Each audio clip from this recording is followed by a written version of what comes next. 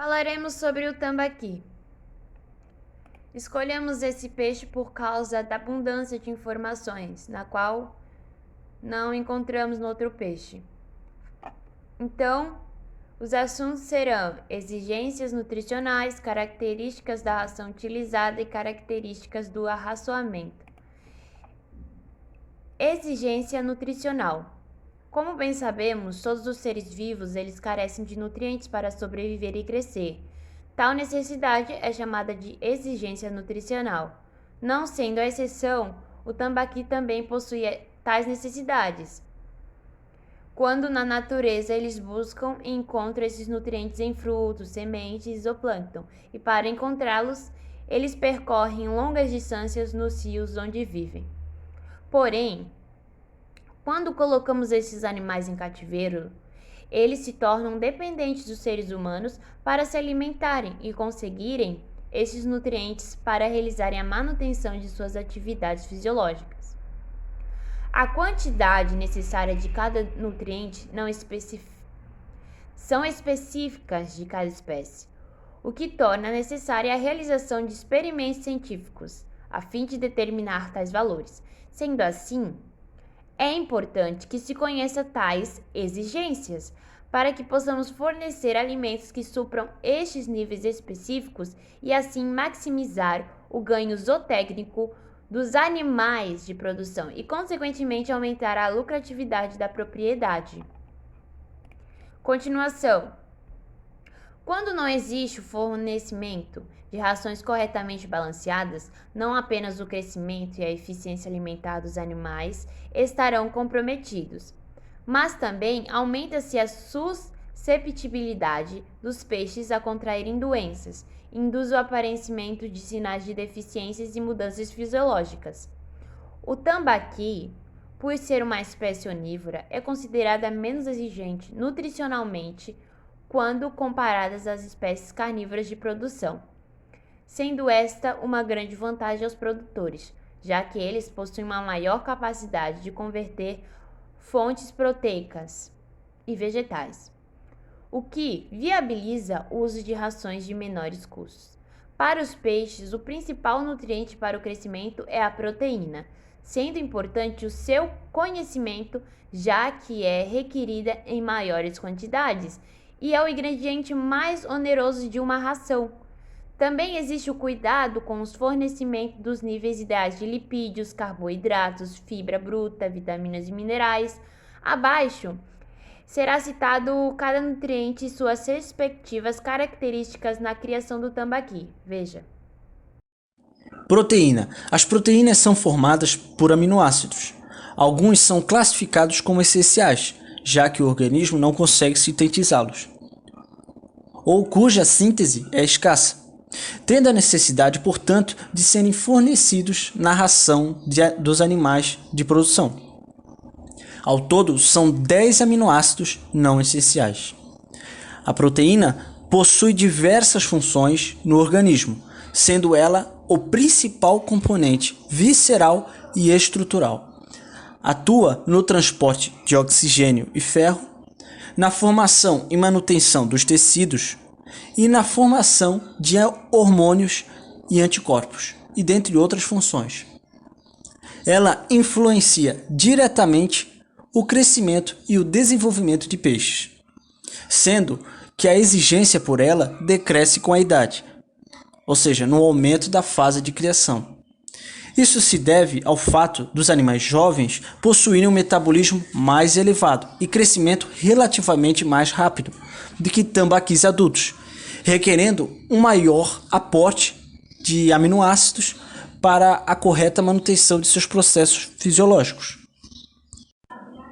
A nutrição animal hoje criou um conceito de proteína ideal, o que se refere que a ração formulada para determinada espécie esteja seguindo à risca, sem excessos ou deficiências, os valores de aminoácidos específicos requeridos por aquela espécie.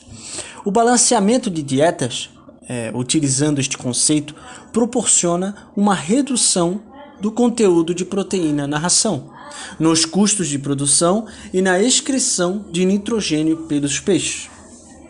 este nutriente que é o mais poluente no meio aquático.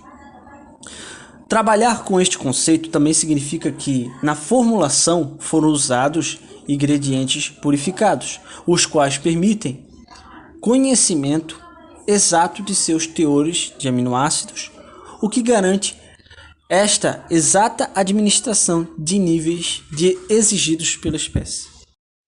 Fibra bruta. Por serem animais onívoros e possuírem o hábito de se alimentar e de ingerir sementes e frutos, eles possuem uma maior adaptabilidade para processar fibras em seu trato digestório. Estudos mostram que os tambaquis possuem a capacidade de ingerir entre 10 a 20% de fibra bruta, valores estes muito acima do recomendado para outras espécies onívoras, de 7%, para que não haja interferência no aproveitamento dos alimentos, ou ração. Provavelmente, estas elevadas porcentagens devem-se à sua adaptabilidade inata de ingerir alimentos com teores mais elevados de fibra. Vitaminas. As vitaminas são compostos orgânicos e devem de ser fornecidos em quantidades menores quando comparados a outros nutrientes. São importantes para o organismo e atuam como enzima e coenzima para os processos metabólicos e fisiológicos fundamentais, no crescimento e na reprodução. As vitaminas são divididas em dois grupos: as lipossolúveis, A, D, E e K, e as hidrossolúveis, B1, B2, B5, B6, B9, B12, niacina, biotina, C e dentre outras. As vitaminas lipossolúveis são armazenadas no fígado, sendo que no tambaqui sabe-se que existe uma concentração elevada de vitamina A. As vitaminas D e E são essenciais para a espécie, sendo necessária a sua inclusão para se evitar baixos ganhos de peso e sinais de hipercalcemia. Já as hidrossolúveis precisam todas ser suplementadas, pois não são armazenadas no organismo, sendo que a suplementação mais importante é a da vitamina C, pois esta classe de peixes, teleósteo, não possuem a enzima responsável por tal síntese. A sua suplementação garante em juvenis uma melhor taxa de sobrevivência, ganho de peso e melhor conversão alimentar, sendo recomendada a inclusão de 100 mg de vitamina C por quilo de ração para juvenis de tambaqui. Minerais são compostos inorgânicos importantes para a manutenção dos processos vitais, atuando na formação de tecidos, constituição de vitaminas e hormônios, além de participarem em inúmeras reações metabólicas. Por ser uma espécie menos estudada, não existe muita bibliografia detalhando os reais valores de exigências minerais do tambaqui. Os poucos estudos que existem focam mais nos macrominerais, cálcio e fósforo. Mesmo assim, estima-se que muitos dos minerais são absorvidos em quantidades suficientes a partir da água dos tanques de cultivo. Porém, existem minerais, como o ferro, que devem de ser suplementados na ração, já que acredita-se que suas quantidades no ambiente não sejam suficientes. O ferro desempenha um papel importante na formação de hemoglobina e mioglobina, vitais para o bom funcionamento do organismo. A suplementação de minerais na ração é proveniente da inclusão de ingredientes minerais ou farinha de origem animal. Características da ração utilizada. O fornecimento de ração balanceada irá disponibilizar os nutrientes necessários para que o tambaqui, como espécie, atinja seu potencial de crescimento. Portanto, é importante que a escolha da ração pelo piscicultor vise o melhor custo-benefício, sem pensar apenas no custo da mesma, já que se fornecemos uma ração que tenha valor baixo e não possui os valores nutricionais adequados para a fase do ciclo produtivo, os peixes não ganharão o peso esperado no período estipulado, o que impactará no tempo de produção e, consequentemente, aumentará o custo de produção. Nesse subcapítulo serão tratados alguns aspectos da ração para que o produtor tenha uma visão sobre este fator tão crucial na piscicultura. Elementos como o processamento da ração, os tipos que existem e as especificações para cada fase do ciclo do tambaqui. Formas de apresentação da ração. Atualmente, para os peixes de produção, existem 3 tipos de apresentação: a farelada, a pelletização e a extrusão. A ração farelada é a menos tecnológica das 3, pelo fato de apenas ocorrer a trituração dos ingredientes, como milho e soja, e a mistura dos demais ingredientes da formulação, como farinha de aves, até a consistência de pó ou pequenos grãos. Mais comumente usada na alimentação de alevinos. Ela possui pouca estabilidade na água, no sentido de dissolver com mais facilidade, e rapidamente que as demais, espalhando-se na superfície e afundando lentamente. Por ser de simples fabricação, alguns produtores rurais tentam a fabricá-la em suas propriedades. Como seu desperdício é muito elevado, é recomendado que o fornecimento desta seja apenas para pós-larva e alevinos, que tendem a aproveitá-las mais que os indivíduos maiores. A ração pelletizada é a ração farelada que sofreu um processo de prensagem por roscas sem fim, formando pequenos cilindros com comprimento e diâmetro determinados a partir de ajustes nas máquinas, formando um aglomerado denso e livre de materiais particulados, conhecido como pellet. Estas rações possuem uma maior estabilidade na água que as fareladas, porém, por serem mais densas, tendem a afundar rapidamente. Os benefícios comparados à farelada é que elas proporcionam uma maior ingestão de alimentos por bocada, reduzindo o gasto de energia com a alimentação, apreensão, melhorando o desempenho, redução de perdas de alimento e melhora no manejo alimentar. Já o processo de extrusão consiste no cozimento e expansão da mistura inicial farelada, formando também pellets, porém de baixa densidade e com um aspecto poroso, dando-lhes a capacidade de flutuabilidade.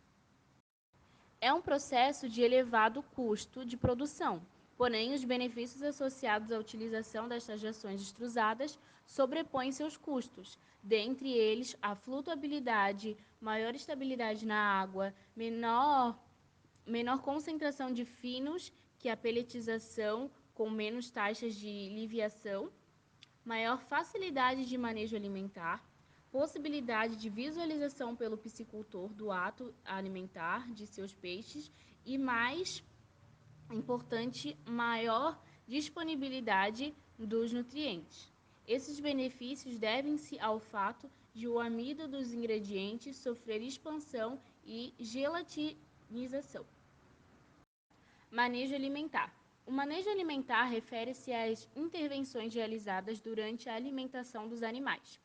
Este fator é crucial para garantir o sucesso da produção e buscar otimizar a rentabilidade da propriedade.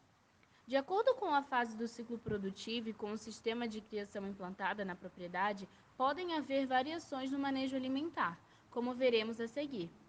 Como comentado nos capítulos anteriores, a alimentação é o aspecto mais oneroso na produção do animal. Portanto, deve ser bem planejado e calculado as quantidades iniciais de ração a serem fornecidas por lote para evitar desperdícios que irão refletir negativamente na produtividade e na receita da propriedade. Para se ter um sucesso no manejo alimentar na piscicultura, o produtor inicialmente deve responder 3 perguntas: o que fornecer, quando fornecer e como fornecer. Quando tratamos do manejo alimentar dos animais de criação, nos deparamos com tabelas alimentares que nos proporcionam informações baseadas em estudos, onde elas respondem estas 3 perguntas para o piscicultor.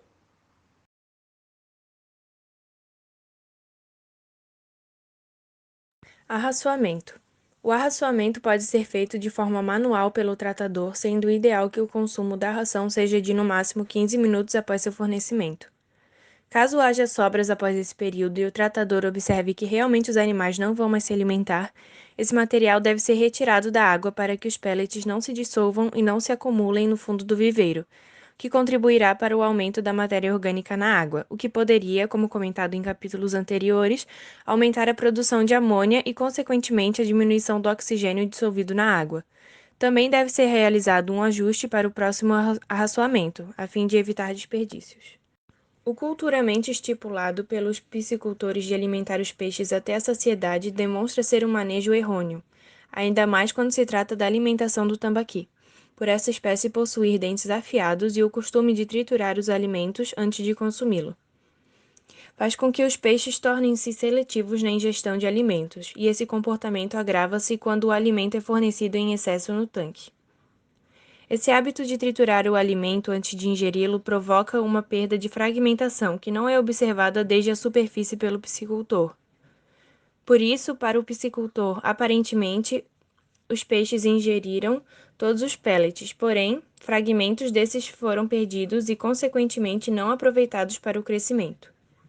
Portanto, a medição da quantidade de alimento por lote a partir dos cálculos da biomassa é essencial para tornar a piscicultura economicamente viável sem desperdícios e evitar o agravamento desse comportamento de seletividade dos peixes. Quantidade de ração de cada arraçoamento. Ela representa a quantidade de ração que deve ser fornecida a cada arraçoamento, sendo que a frequência alimentar varia com a fase de cultivo. Devem-se verificar as tabelas de recomendações para saber tais frequências. A quantidade de ração é obtida a partir da divisão da quantidade total diária pela frequência recomendada.